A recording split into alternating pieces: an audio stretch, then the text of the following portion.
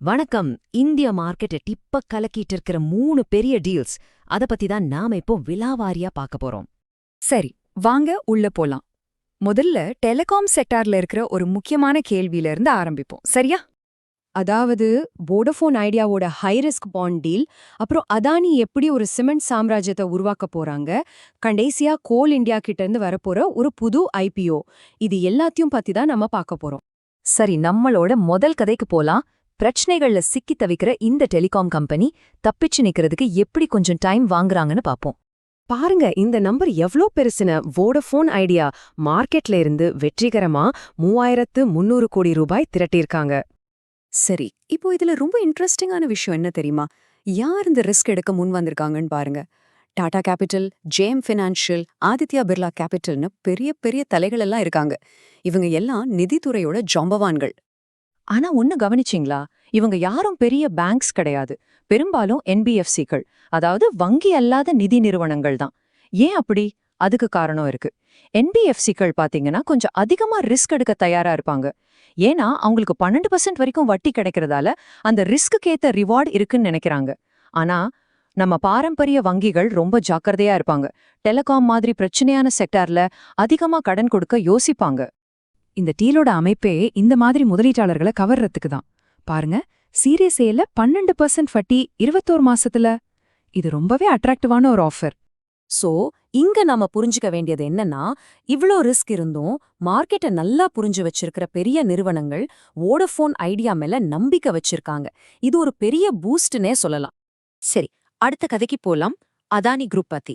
ஒரு பெரிய mega merger மூலமா எப்படி ஒரு இன்ஃப்ராஸ்ட்ரக்சர் ஜாம்பவான உருவாக்குறாங்கன்னு பாப்போம். இந்த மர்ஜர் திடீர்னு நடக்கல.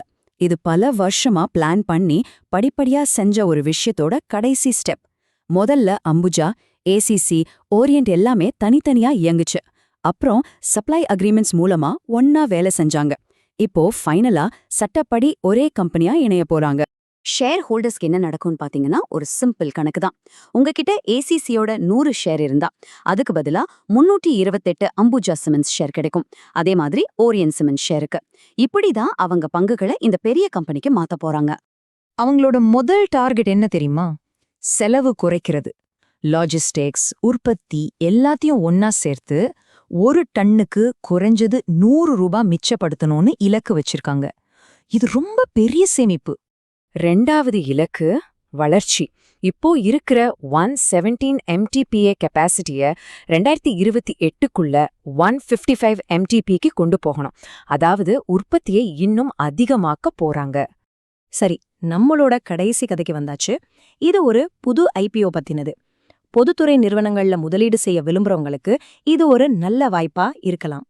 இந்த கம்பெனி பத்தி பேசுறதுக்கு முன்னாடி அவங்க என்ன தயாரிக்கிறாங்கன்னு தெரிஞ்சுக்கணும். அதுதான் கோக்கிங் கோல். இது ஸ்டீல் தயாரிக்கிறதுக்கு ரொம்ப ரொம்ப முக்கியமான ஒரு மூலப்பொருள். இந்தியாவோட ஸ்டீல் இண்டஸ்ட்ரிக்கே இது உயிர்நாடி மாதிரி. இந்த ஐபிஓவோட முக்கியமான விவரங்கள் இதோ. கம்பெனி பேரு பாரத் கோக்கிங் கோல் லிமிடெட், அதாவது BCCL. இது கோல் இந்தியாவோட ஒரு அங்கம். கிட்டத்தட்ட 1300 கோடி ரூபாய் திரட்ட போறாங்க. இது 2026ல வர முதல் பெரிய PSU லிஸ்டிங்கா இருக்கலாம். இந்த கம்பெனி மார்க்கெட்டுக்கு வர்றதுக்கு ஒரு நல்ல காரணம் இருக்கு.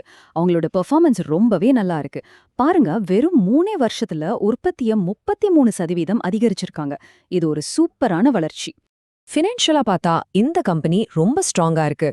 முக்கியமா ஒரு PSUக்கு இது பெரிய விஷயம். அவங்க வருமானம், லாபம் எல்லாமே நல்லா இருக்கு.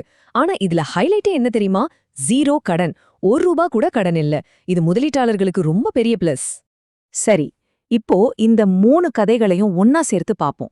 இதுல இருந்து இந்திய மார்க்கெட்டை பத்தி நாம என்ன கட்டுக்கலாம்?